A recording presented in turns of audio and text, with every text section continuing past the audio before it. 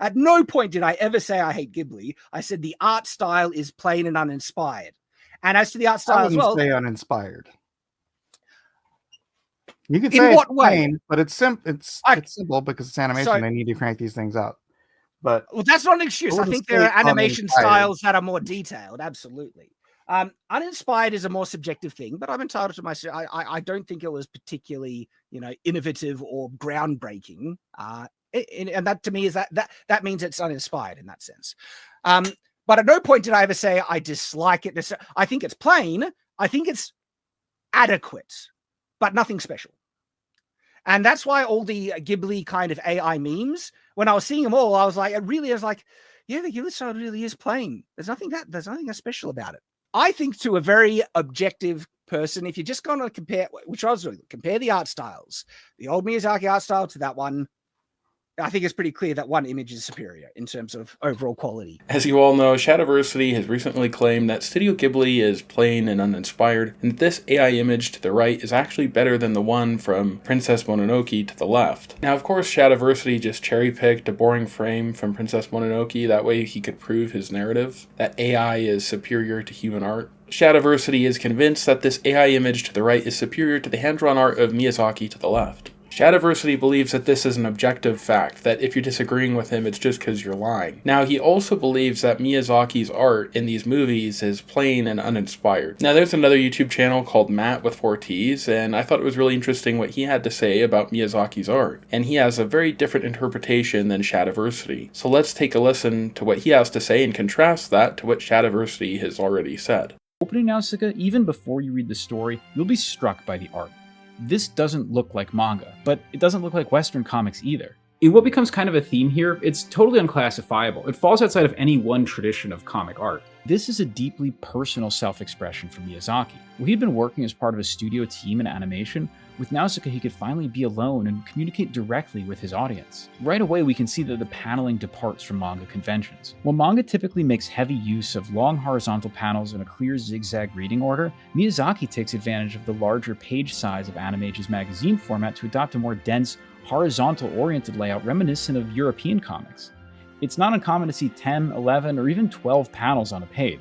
And Miyazaki, given his background in animation, preferred to work in pencils instead of pen and ink. He creates dimension with a series of small pencil lines and a few gray tones, which I've rarely seen anywhere else and gives the book a really unique, almost alien feel.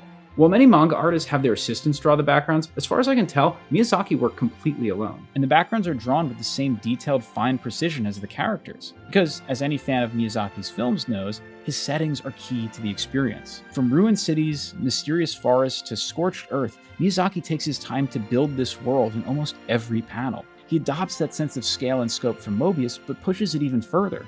Because, unlike his Western contemporaries, he's telling a story with a scope equal to this art. While most Western comic works were short and compact, the only word for Nausicaa is epic. Miyazaki wanted to make a manga that could never be turned into an anime, and it shows. There are gigantic set pieces with thousands of soldiers, hundreds of insects, and dozens of aircraft. His post-apocalyptic world is filled with different factions, each with their own complex goals and schemes.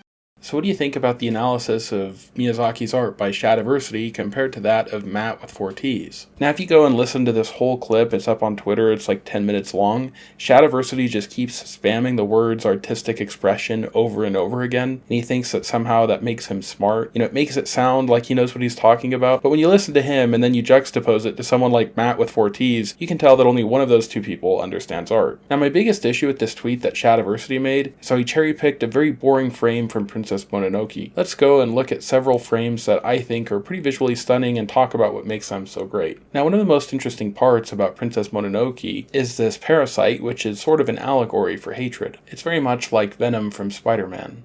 And look at how this parasite is just seeping out of the corpse of this boar. You can see how the parasite is just wiggling and moving, it's alive. Now look at this part when it lashes out. You can see how this parasite comes in all these disconnected little pieces, and they sort of combobulate together, and they form a cohesive organism. And now there's a lot of symbolism behind that, but it's just interesting to see it moving, like worms. And you can see how it almost takes this hand-like shape. This still shot has motion, but it also has personification. And I really love this part here too, just seeing the expression of his hand and how he's wincing in pain, but also seeing how this parasite is seeping down. You can see it's got a mucus-like consistency. Now this is a shot of the deer spirit, and it's really interesting to see, the way that the body is shaped and colored and how it's a little translucent. It kind of looks like a Portuguese man of war.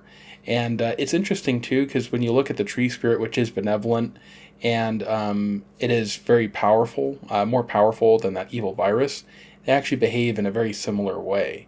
Both have a fluid and almost semi-solid consistency, like mucus or gelatin, and they can sort of alter their shape, come apart, and join again. It's like all these little organisms connected into one. And here you can see the deer spirit. It's leaning down, and the head is sort of falling, sort of like, a goo. It's got like the consistency of, tree sap or something.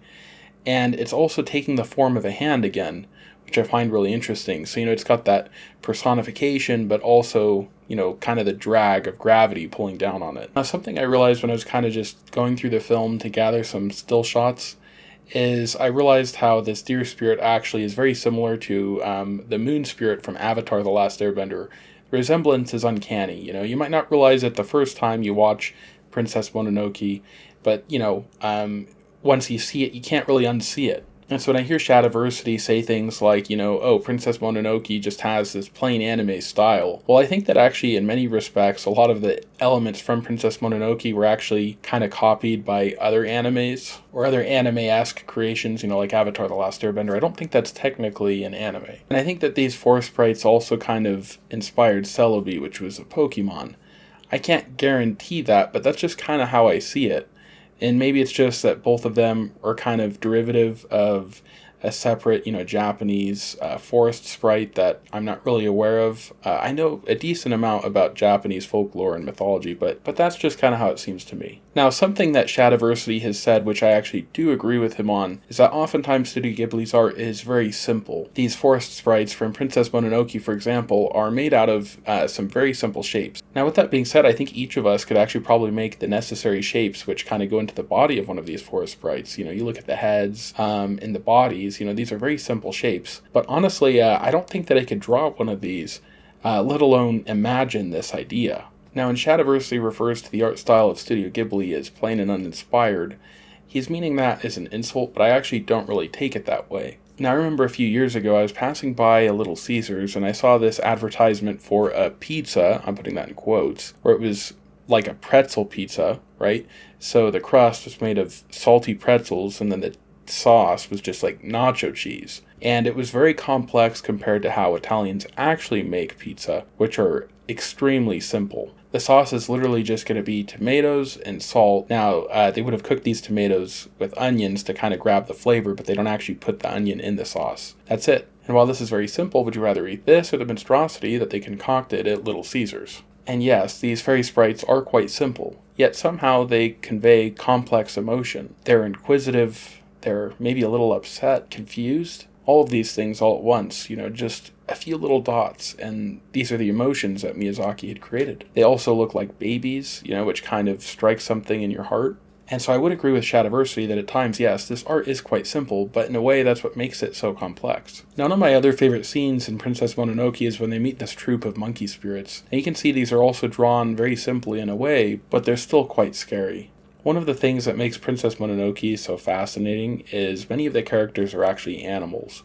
Now, it can be a little challenging sometimes to connect a viewer to an animal character because, our minds kind of notice a difference between us and them. We know that animals aren't humans. We don't really care as much. Now, as an artist, that makes your job a little more tricky as you got to try and find ways to make these animals emote and behave a little more human-like. And this is something that Studio Ghibli did an excellent job of in Princess Mononoke. And while certain characters at times are actually drawn in a very simple way, other characters were actually drawn with a lot of detail detail and far more complexly. Just take a look at this boar over here. Look at all the little warts and hairs on his snout. These boars also experienced a wide array of emotions, and one of my favorite scenes is when the boar is actually overtaken by that evil parasite we mentioned earlier in the video. You can see how the parasite latches onto his head and how it's wiggling, it's moving, it's almost boring inside his skull. It's taking control of his mind. Now these last two images really freaked me out. Just take a look at this decaying boar skull. It's melting away, after it was infected by that evil parasite. A frame like this belongs in a museum. Now remember, it's probably close to 50,000 frames like this that actually ended up making this film. Now take a look at this boar whose flesh and cartilage have all completely melted away, and the parasite too has gone now that it's destroyed its host. Now this is another frame I'd say belongs in a museum. Now while I found these images compelling and expressive, of course, Shadiversity feels that Miyazaki struggles with expression. One of the things that Ghibli struggles with is, I think, a certain level of cuteness and expression. Luckily though, with the help of AI, Shad actually ended up creating his own work of art, which in his words is quite expressive. I think that this image also belongs inside a museum, or actually probably more likely an asylum. And unfortunately for us, that's never going to happen as Shadiversity deleted it from his Twitter. Who do you side with on this side of the argument? Do you believe that Miyazaki's art is plain and uninspired, or do you believe that he actually has a very unique style and a lot of depth to his work? Let me know how you feel in the comments below. And as always, don't forget to like and subscribe, or you are a hoe ass